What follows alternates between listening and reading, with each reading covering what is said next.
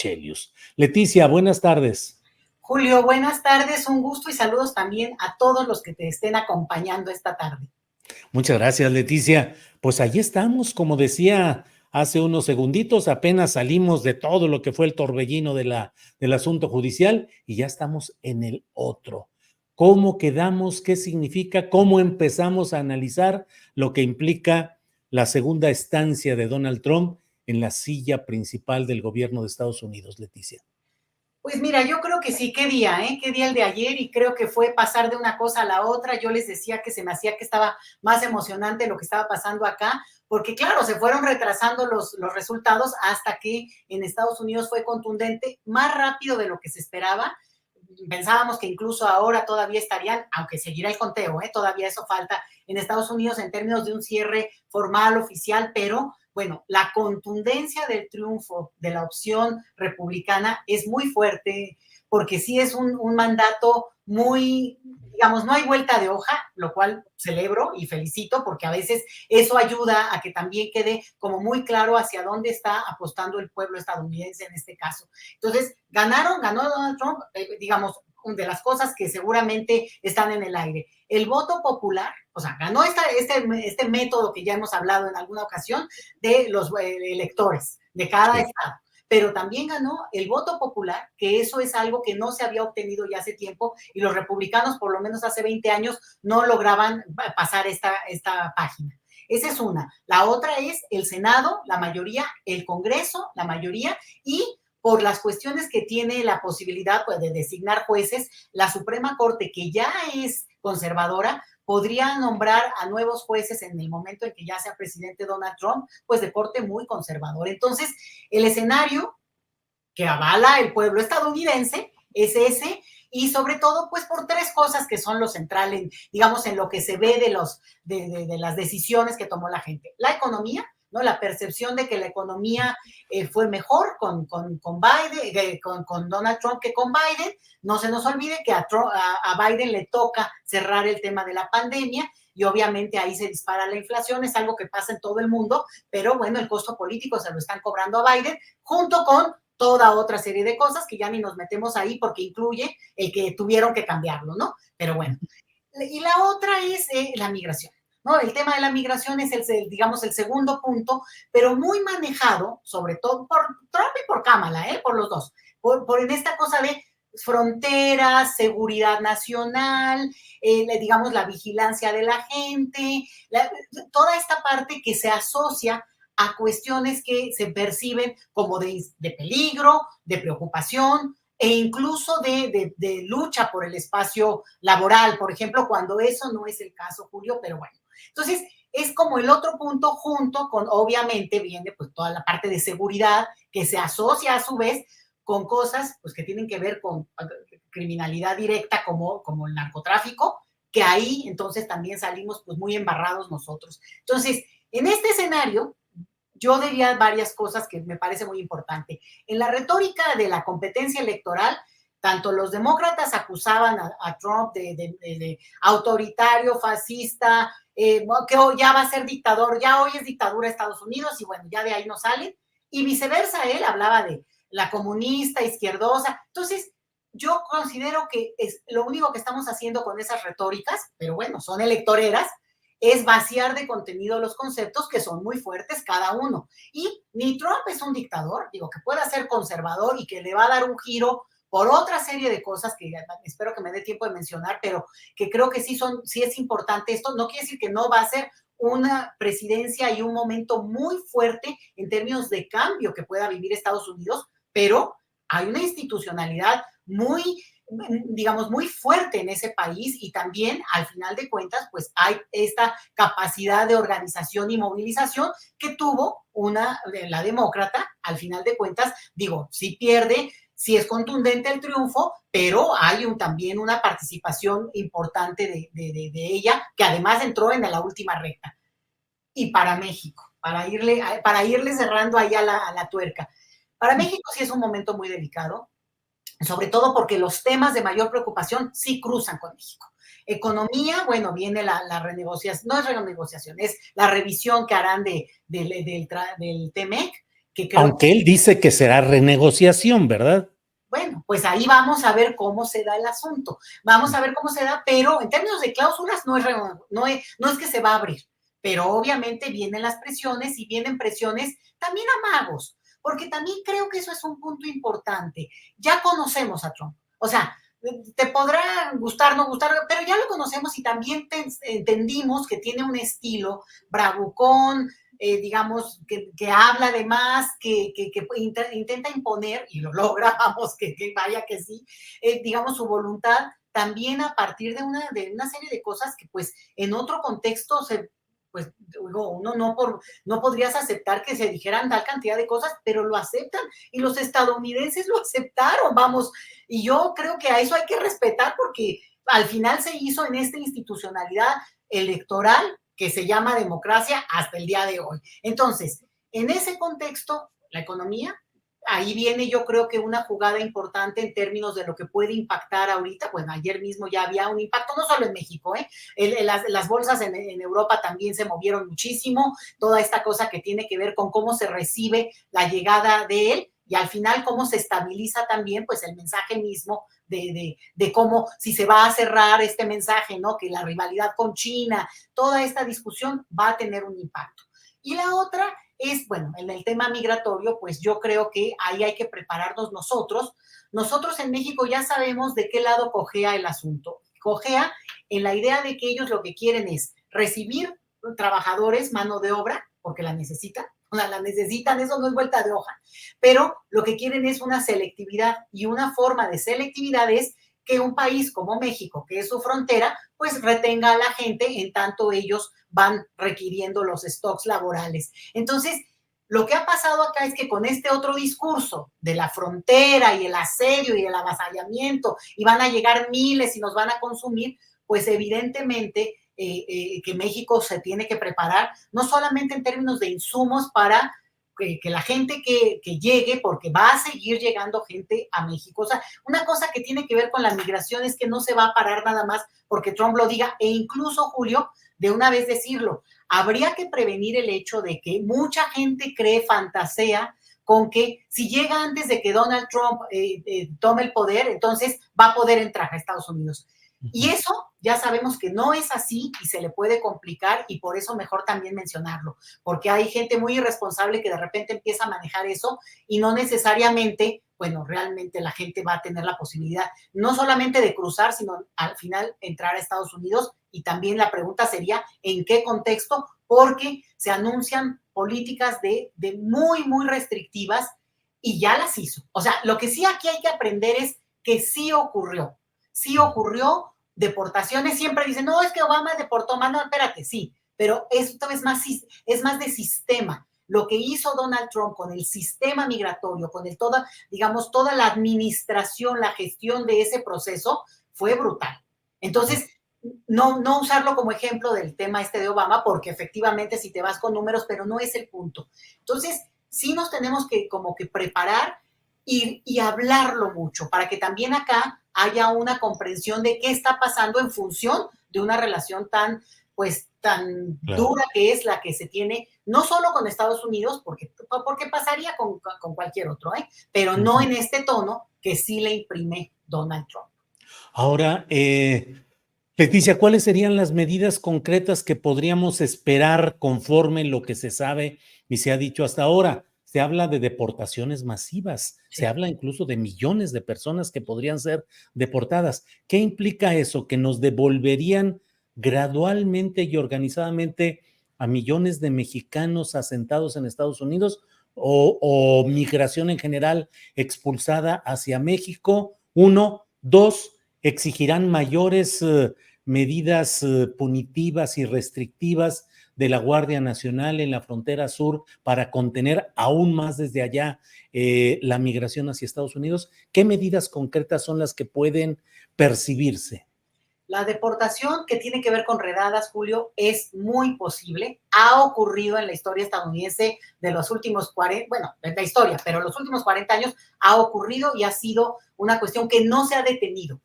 El retorno, la deportación de mexicanos desde Estados Unidos ocurre diario, Julio. Eso es un punto que hay que tener en cuenta. Lo que pasa es que podría ser mucho más visible y masivo y con redadas que pues obviamente separan a las familias. Esto ya es que es un déjà vu, ya lo vivimos. Entonces sabemos muy bien qué ocurre, las familias de repente, por ejemplo, niños que se pueden quedar en Estados Unidos porque a los papás los deportan y de repente pues no hubo digamos, un acuerdo familiar para saber qué hacer en una situación de ese tipo. Como ya se vivió, los consulados mexicanos en este momento podrían, y seguramente lo están haciendo, instrumentando no solo información, medidas y papeles, Julio, porque parte de lo que ha pasado con la gente al ser deportada a su propio país es que han acabado siendo indocumentados en México, por muchas cosas, no me extiendo en eso, pero ya lo sabemos y ya lo hemos vivido. También puede haber, y no va a haber, ya lo anunció Donald Trump, eso es también lo que quiero decir, y también ya pasó, más restricciones, cuestiones administrativas de tipo de papeleo que se necesita para la visa hasta de turista. Entonces, tomar precauciones frente a eso, porque si alguien tenía planeado ir a trabajar a Estados Unidos o a estudiar, bueno, pues entonces lleve todos los papeles, vamos, no me extiendo en eso, pero sí hubo una restricción y se anuncia digamos, se va a incrementar. Y la otra es que directamente pues va a haber como medidas muy persecutorias y el problema es que también alienta, ¿no?, al clima xenofóbico que pues mucha gente sostiene, a veces con ignorancia, a veces hasta que no creen que es así como que afecta tanto porque no han entendido la dimensión de un tema como este. Estoy hablando en Estados Unidos, pero vaya, en cualquier parte del mundo, ¿eh? Pero entonces, lo que vamos a ver, anuncia a Donald Trump, y lo hizo el primer día que tomó el poder en 2016, que es, bueno, en 2017, que fue la prohibición de entrada de musulmanes, por ejemplo. Eso lo prohibió. Eso a nosotros de manera directa no nos afecta, pero eso es el tipo de afectaciones de la movilidad de la que estamos acostumbrados que se ha logrado dar, y otras restricciones que hicieron que México se volviera este país donde se estaciona la gente para intentar pasar a Estados Unidos, y que si se vuelven a cerrar los canales de solicitud de asilo, que se abrieron un poquito, y ahí Biden falló. Y eso hay que decirlo también. Hace unos cuantos meses, Biden anunció un programa muy interesante, Julio, que era que se pudieran dar, digamos, que se arreglara la situación migratoria de personas sin documentos, cuya esposa o esposo fuera ciudadana estadounidense. Y estamos hablando de probablemente millones de personas. Eso hubiera arreglado la situación legal. Podría hacerlo Biden en estas semanas, ¿eh?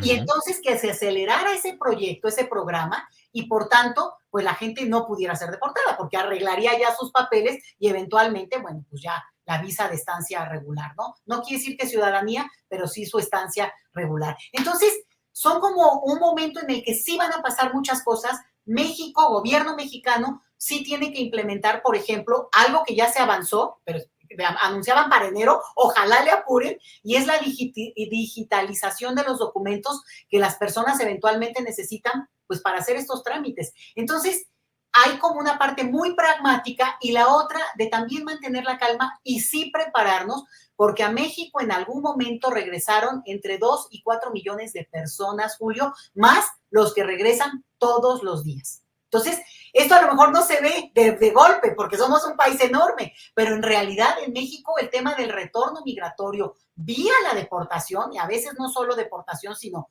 digamos, planeado o decidido por la persona, ha sido un tema que ha cambiado la forma en que trabajamos, acompañamos el proceso migratorio en México. Leticia, ¿y cómo estamos parados institucionalmente en México frente a estos amagos, advertencias con toda oportunidad que ha lanzado Donald Trump? ¿Cómo estamos en materia del Instituto Nacional de Migración y de los consulados de México en Estados Unidos? Mira, tú me habías preguntado de la Guardia Nacional también en la anterior pregunta, ahora que lo mencionas. Acuérdate que cuando Donald Trump entró al poder, apenas se había empezado la Guardia Nacional. De hecho, fue de las primeras medidas que se tomaron pues mándalos a la frontera sur. Iban para otra cosa, y justo en este momento en que se anunciaron y que se amenazó con aranceles, pues que fue un cambio en la política mexicana frente al tema migratorio en el sexenio de López Obrador. Yo lo que he escuchado de parte de la doctora Sheinbaum es que bueno, la política migratoria mexicana, bueno, pues está muy bien y vamos a seguir haciendo lo que hemos estado haciendo, pero no está bien, Julio. O sea, sí hay que darle una revisada. Yo creo que el cambio de quien coordina hoy el Instituto Nacional de Migración, que ha sido tardío y que va a entrar hasta enero, me parece, diciembre, enero, cuando hay cambio de gobierno en Puebla, porque va a ser el actual gobernador de Puebla, va a ser el encargado del Instituto Nacional de Migración ahora, puede y tendría que darle un giro y revisar. Algunas son cosas muy elementales, Julio. Es que la violación a los derechos humanos no es solamente que detengan a la gente, es que además sí la aíslan, sí hay una serie de cosas, de prácticas sabidas por todo mundo, incluido la Comisión Nacional de Derechos Humanos, que llegó a emitir algunos informes al respecto. O sea, así lo estoy diciendo, Julio, incluida la comisión. Entonces, dicho esto, sí es un buen momento para hacer un ajuste. Para mí es de los temas, fíjate qué ironía, es de los temas, el tema que yo trabajo, pero es de los temas que dejaron mucho a deber del sexenio anterior, y por eso mismo, ya con la instrumentación de que los consulados tienen esta misión de apoyar, de informar, a veces es informar a la gente, de poder comunicarle también cómo podrían resolver cosas en México, que se les atoran muchísimo. Ya hay un camino que puede aliviar, puede. Luego la otra es esta, que es con el retorno de no nacionales o el tránsito, que es otro nivel. Bueno, hay una parte donde, insisto, más allá del pragmatismo, de que está esta cosa de la línea dura de la migración, o sea, es injustificable, pero es realismo. Ahí está. Y ponte, ahora sí que ya ganó Trump ayer y lo dijo, y no hay como misterio en esto. El único punto es que eso no implica que México viole derechos humanos. O sea, México puede detener, vamos a suponer, ¿no? México puede tomar ciertas medidas que son rudas en función de nuestra geopolítica, pero de ahí a la violación a los derechos humanos, a las personas migrantes, no hay ninguna justificación. Y creo que eso se puede revisar. Es buen momento, estamos a tiempo porque todavía no ha pasado nada, hasta el 20 de enero que tomaría posesión el señor Donald Trump, pero lo aviso desde ahora. El día que él se sentó en esa mesa, donde además puso sus cortinas color de oro, se van a acordar todos, ya te digo que es un déjà vu horrible, pero se sentó, él ahí firmó y además amenazó a los Dreamers, que entonces eran jovencitos y ahora ya son todos señores casados, ¿no?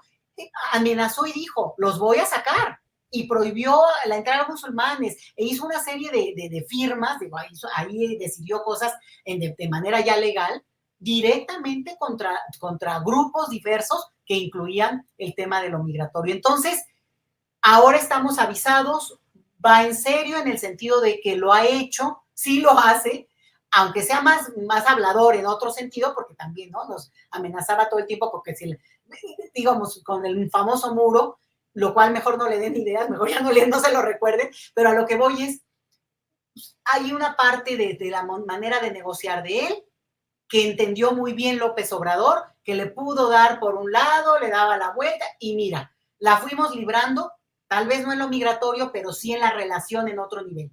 Pero en esta ocasión tenemos muchas más herramientas, conocemos cómo actúa el caballero, pero también su mandato popular lo avala a este tipo de medidas, desafortunadamente, Julio. Híjole, Leticia, cuántas cosas. Te agradecemos mucho esta posibilidad de dar un primer asomo a lo que implica y significa esta segunda estancia de Donald Trump en la Casa Blanca.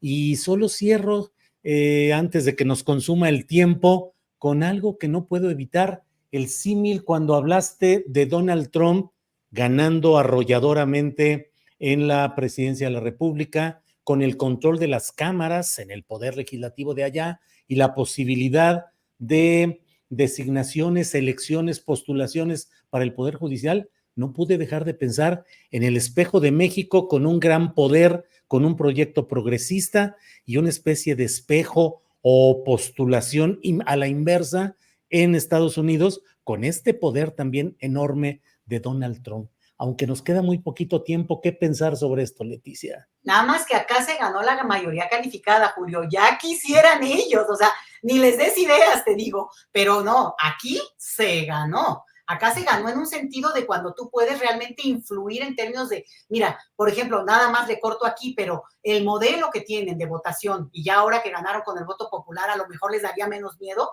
pero solo lo podrían modificar, bueno, después de un debate muy grande y todo, pero si tuvieran la mayoría calificada, y les falta mucho, Julio. Así que sí, que ahora sí que hay que entender también el momento político que vivimos en México, imperdible, irrepetible también. Por eso no se puede, pues, obviamente, escatimar en ese sentido. Entonces, hay que observar a Estados Unidos, sí tiene un mandato muy fuerte, pero también es un país de instituciones, también es un país muy, muy sólido, y hay un porcentaje y millones de personas que también votaron por otra opción, y vaya, ¿no? En los estados, vamos a ir viendo esos resultados a nivel estatal también, que está muy interesante. Leticia, muchas gracias y creo que las circunstancias nos van a llevar a que platiquemos con más frecuencia de estos temas. Ya iremos viendo cómo sí viene todo, Leticia.